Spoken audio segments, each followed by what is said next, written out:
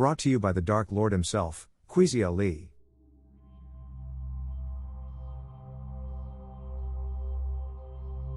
Beneath the soil of our world, under cities, under farmland, under centuries of human memory, something far older sleeps in the dark. An entire forgotten world carved into the earth, engineered with precision, symmetry, and intelligence that should not have existed in the ancient past. A world of tunnels, chambers, shafts, ventilation systems, and defensive mechanisms. A world that defies every timeline, every theory, every assumption about where civilization began. Most people never think about what's below their feet. But the truth is simple: the real story of our species isn't written in temples or monuments or history books. It's written underground. The multi-hypogea, ancient, complex subterranean cities, are among the greatest enigmas ever discovered. Derinkuyu in Turkey. The Hypogeum of Hal Saflieni in Malta. The Ajanta Caves in India. The Naur tunnels in France. The Chincanas of Peru. They stretch across continents, cultures, and timelines, yet they're all built with the same architectural intelligence. The same patterns. The same mysteries. And the question is no longer what were they used for, it's who built them, and where did they learn how. Derinkuyu is the crown jewel of this mystery, a 280-foot deep subterranean megastructure capable of housing 20,000 people. Engineers who study it say the same thing. We still can't build something like this today without modern machinery. The city has an advanced ventilation network, perfectly carved shafts, pressure equalizing chambers, rolling stone doors weighing up to 1,000 pounds, and multi-level organization spanning 18 stories. And strangest of all, there are no tool marks anywhere. No chisels. No hammers. No primitive picks. Nothing that explains how the rock was cut so perfectly. Derinkuyu wasn't built. It was engineered. The stone itself, volcanic tough, is extremely fragile. Carve it wrong and it crumbles. Carve it imprecisely and the entire structure collapses. Carve it unevenly and ventilation fails, oxygen drops, and everyone inside suffocates. Yet whoever built Derinkuyu carved straight shafts, smooth walls, perfect arches, mathematically balanced chambers, and massive door slots precise to the millimeter. This wasn't trial and error. This was mastery. And then there's the ventilation system. 52 shafts rise through the city, some over 180 feet deep, delivering fresh air to every level. Modern engineers admit they do not know how this was achieved, especially without catastrophic cave-ins. Even more bizarre, there is no buildup of ancient smoke anywhere. No soot. No carbon. No residue from torches or lamps. No signs of long-term fire use at all. Meaning, the builders had a source of light that left no trace. Across the Mediterranean, the Hypogeum of Hal Saflieni in Malta reveals another masterpiece, a carved subterranean complex with acoustic chambers tuned to 110 Hz, a frequency associated with altered states of consciousness. Entire rooms respond like machines, vibrating with harmonic resonance. Thousands of miles away in India, the Ajanta Caves twist into mountainside stone with a level of precision and geometry modern sculptors still admire, impossible angles carved without natural light. In France, the Naur underground city stretches with miles of tunnels large enough for entire communities. And under the sands of Peru, the Chincana labyrinth twists beneath ancient Inca sites, leading to chambers locals say were built by the ones who lived before the sky fell. These sites are separated by continents. Yet they share design principles, chamber layouts, ventilation solutions, acoustic properties, symbolic geometry, and catastrophic abandonment. A global pattern. A global blueprint. A global memory. And that blueprint isn't primitive. It's architectural. Mathematical. Engineering driven. Something humanity shouldn't have been capable of during the eras these structures are dated to, especially when many of them predate known civilizations altogether. The Hypogeum appears older than Malta's temples. The Ajanta caves appear far older than Buddhism. The Chincanas are older than the Inca. And Derinkuyu? Not a single civilization claims to have built it.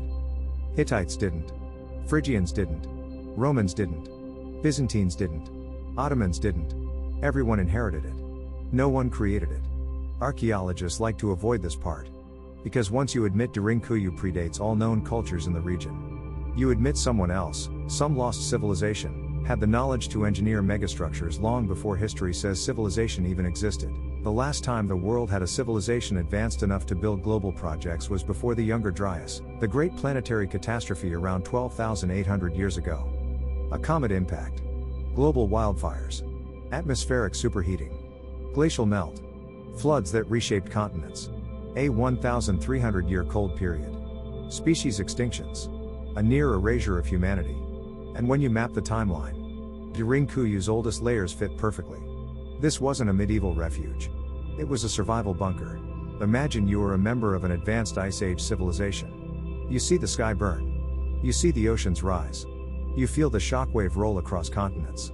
You watch your world collapse. What do? You do what survivors always do. You go underground. You build networks, long, stable, temperature-controlled, defensible. You build ventilation shafts.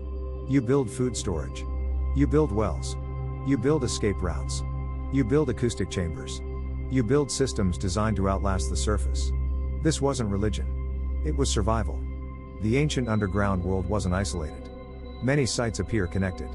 Durinkuyu connects to Kamekli. Kamekli connects to Maz.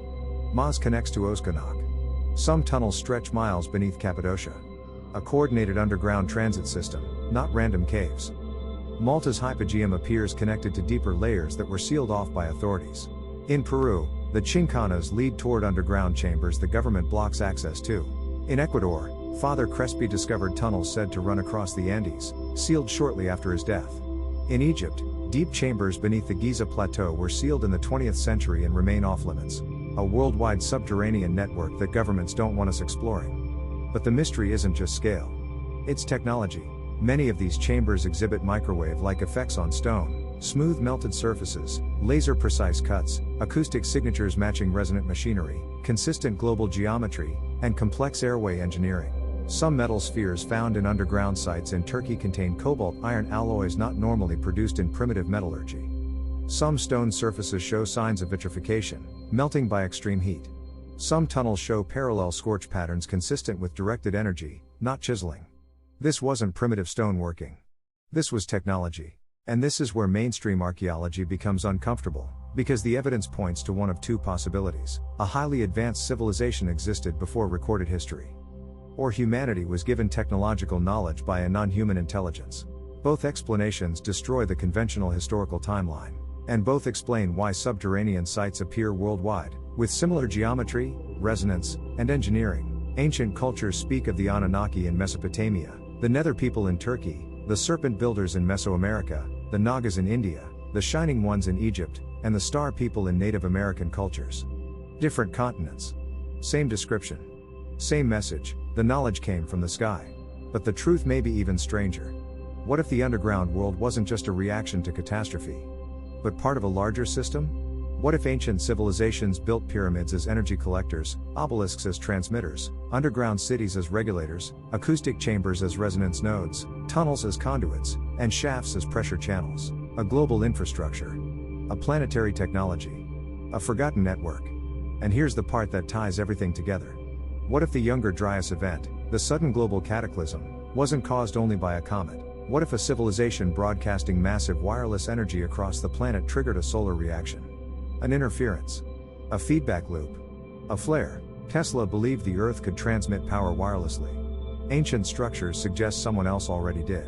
And if the pyramids were power plants, as explored in ancient Egypt or ancient engineers? The Tesla pyramid connection video on this channel, then the underground cities may have been the stabilizers, the regulators, the backup systems. And when the system failed, the world burned. Now the modern world is rediscovering this network. But instead of embracing it, governments are sealing it. Turkey blocked deeper access tunnels beneath Durinkuyu after large chambers were found. Malta sealed the lower chambers of the hypogeum after acoustic incidents. Egypt sealed exploration tunnels beneath Giza indefinitely. Peru restricted access to Inca Chincanas. France closed unexplored Naur chambers. Ecuador sealed the Tayos caves after research teams reported metallic anomalies. Why? Because if humanity accepts that a global advanced civilization existed before the Great Flood, the entire foundation of archaeology collapses. The textbooks become worthless. The timelines become meaningless. The institutions lose their authority. Everything resets. The story of human civilization starts over. But the truth doesn't stay buried forever. Durinkuyu wasn't an anomaly. It was a memory. A fragment of an older world. A warning carved into stone. We weren't the first advanced civilization. We weren't the first to harness energy. We weren't the first to build systems across continents. We weren't the first to face a global catastrophe. And we won't be the last. These ancient builders left us a message, encoded in architecture, design, alignment, and resonance. A message that says, this happened before. It will happen again. Prepare. And maybe, just maybe, their final hope was that one day, long after the dust settled, long after silence reclaimed their world, long after their cities were lost beneath the earth, someone would remember. And now, we do. Huizi Ali, the man, the myth, the legend. The icon, aka the Dark Lord. Hashtag Revolution 2025, hashtag Chaos Rising 2025, hashtag Southpaw Rebellion 2025. Hashtag Forgotten Civilizations, hashtag Buried Truths, hashtag Ancient Architects.